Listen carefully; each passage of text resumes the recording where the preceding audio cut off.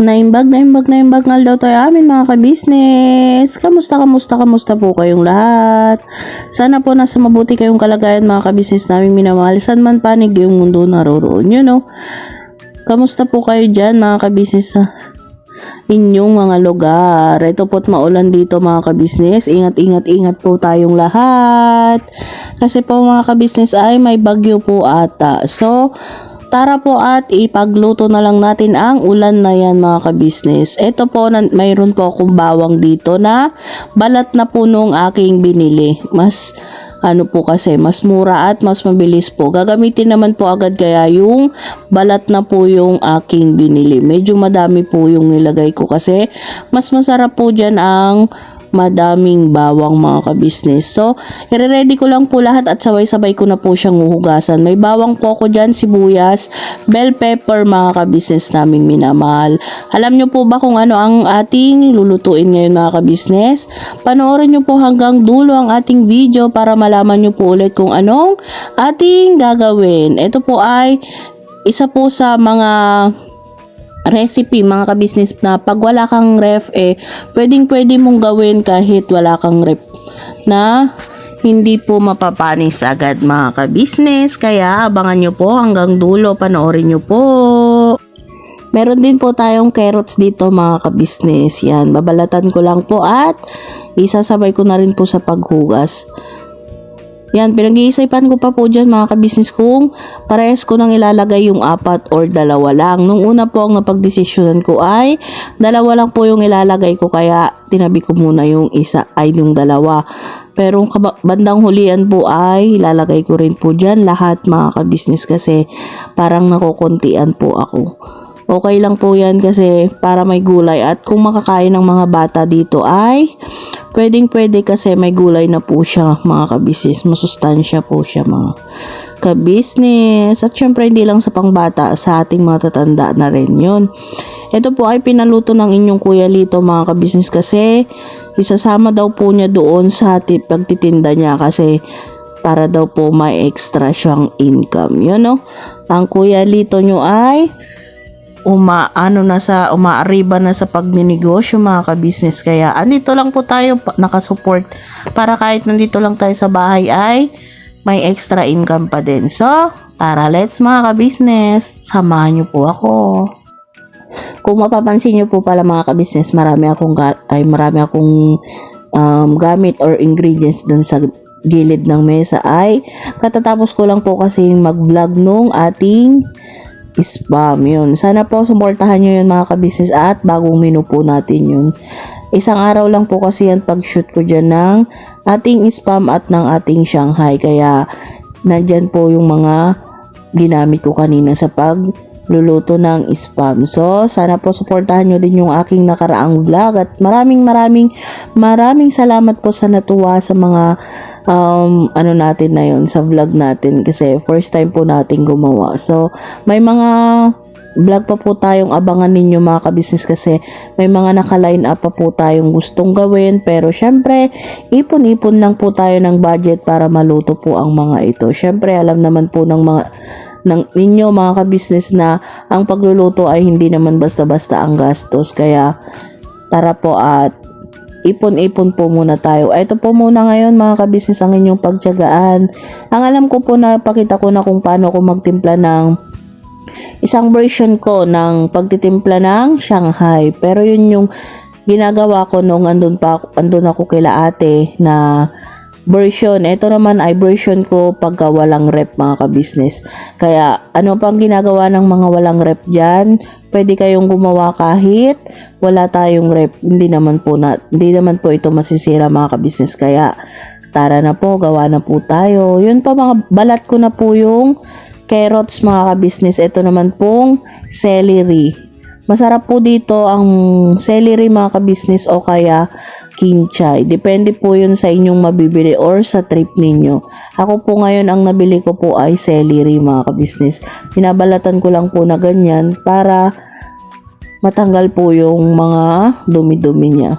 Dati po hindi ko to binabalatan, mayroon lang pong nag-comment. Pero syempre, tinatry po natin yan. Wala naman pong mawawala kung magta-try tayo sa mga comment ng ating mga ka-business. So, Ito po nagaya ko pong balatan. Tama nga po, hindi siya ano. Maganda po siya pag binabalatan. So tara po, hugasan na po natin ang mga gulay natin bago po natin i-prepare lahat mga ka-business. Yan, syempre tanggalin po natin muna yung mga kalat-kalat. Balikan ko lang po pala yung kwento ko kanina mga ka-business na about sa hindi mapapanis. Baka po magkaanuhan tayo, hindi tayo magkasalubong sa sinabi ko.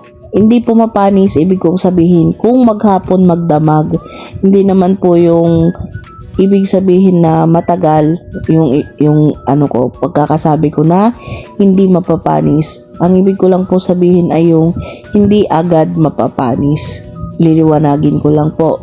Hindi po agad mapapanis. Ako po kasi dito po ay okay lang po yung maghapon magdamag. 24 hours po ba, hindi siya agad mapapanis na hindi naka-ref.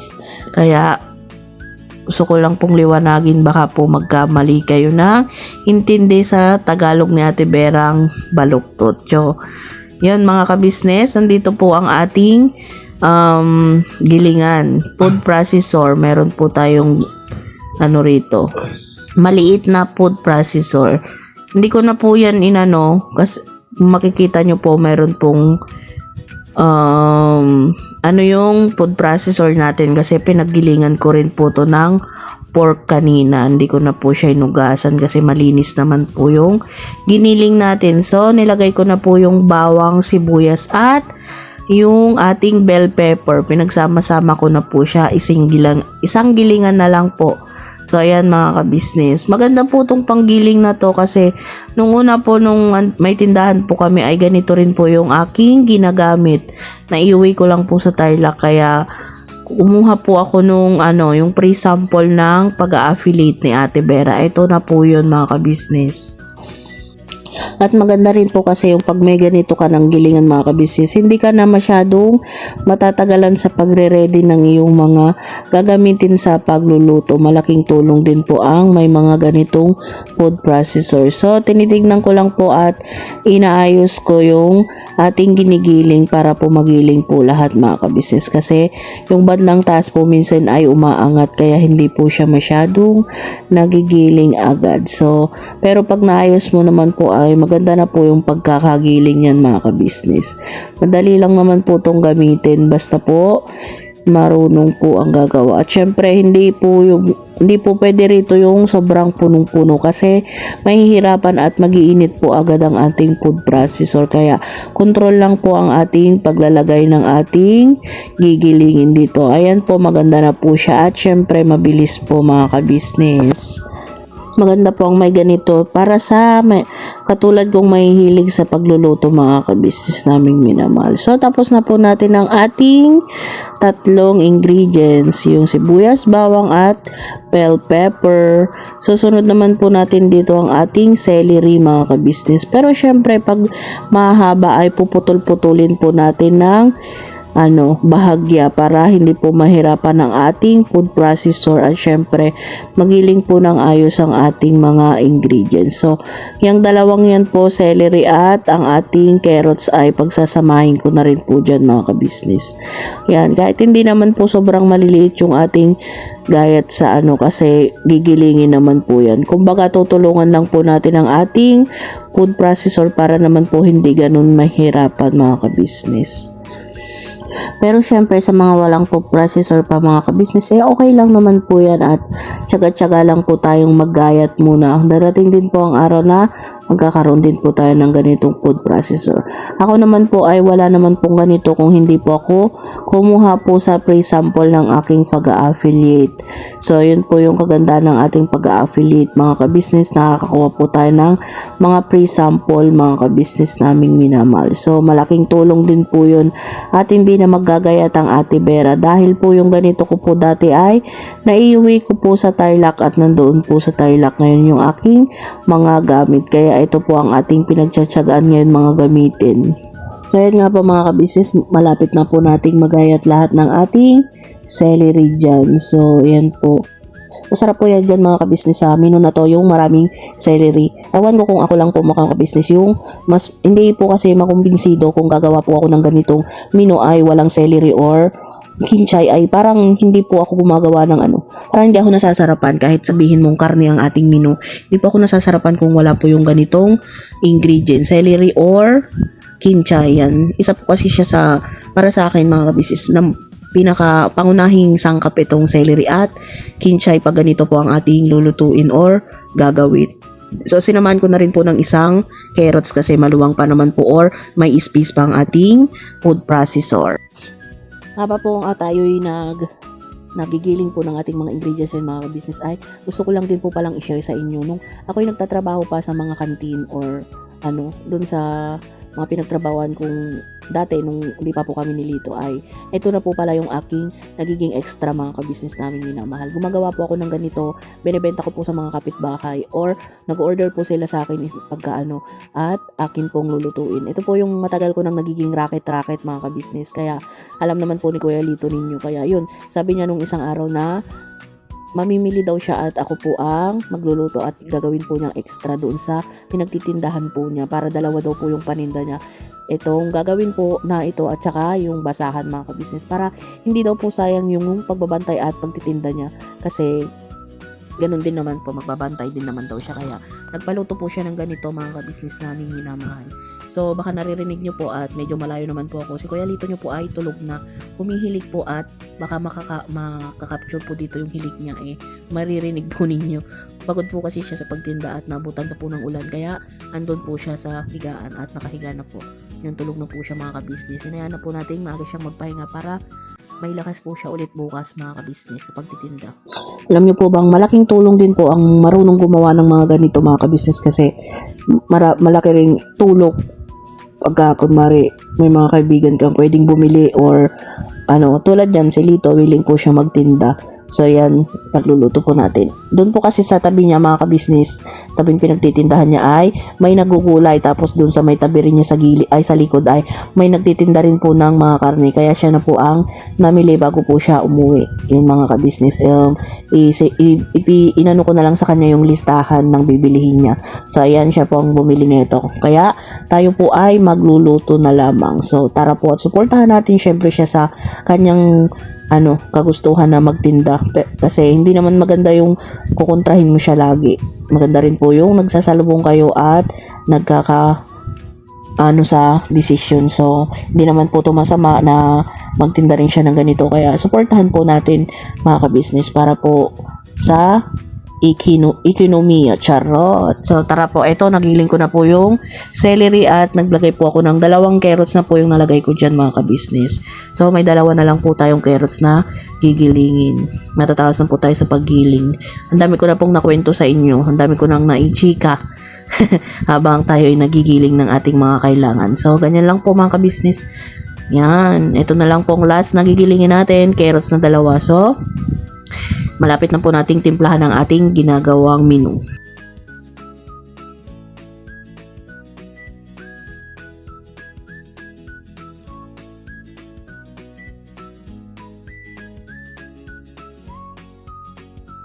Mga alas 7 na po to ng gabi mga ka-business nung ginagawa ko tong ating Shanghai na to.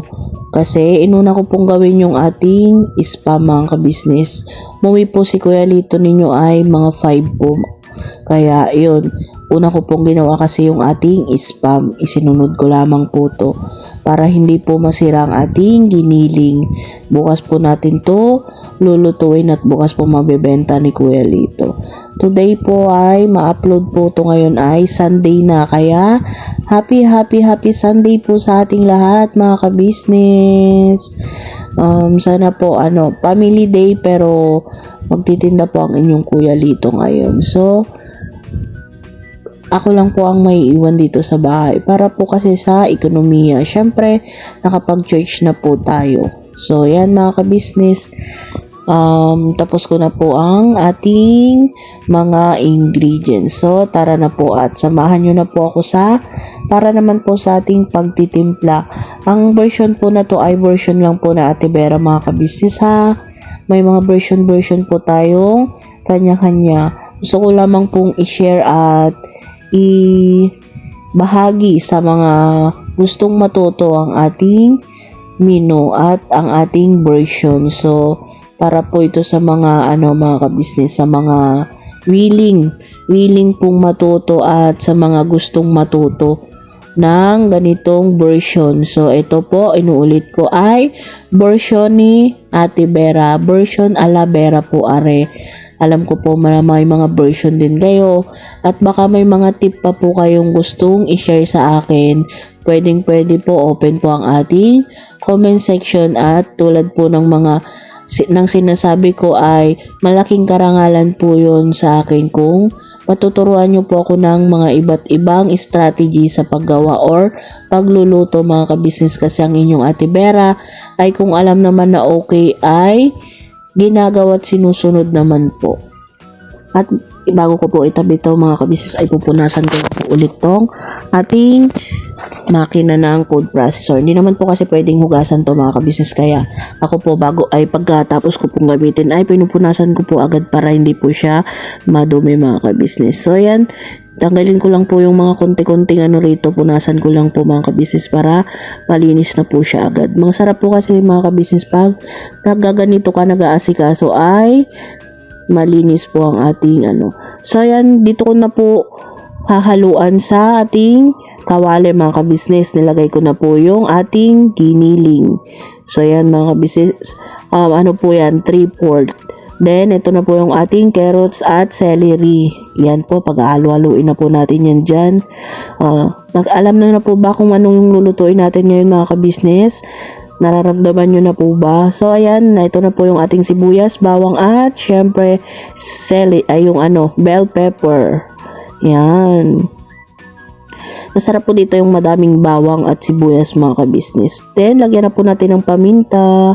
More paminta, more sarap yung para sa akin mga ka-business. Kaya, medyo dadagdagan ko po ng paminta syempre. At meron po tayong dito magic sarap. Kalahati po yan, lalagay ko na po lahat. Yan. Lahat po paghahalo-haloin na natin dito yung mga ingredients para sabay-sabay po nating yung halu-haluin. So yan, ang ating Ate Vera ay nabubulol na naman, kaya pagpasensya nyo mga ka-business. At ito po talaga ang realidad.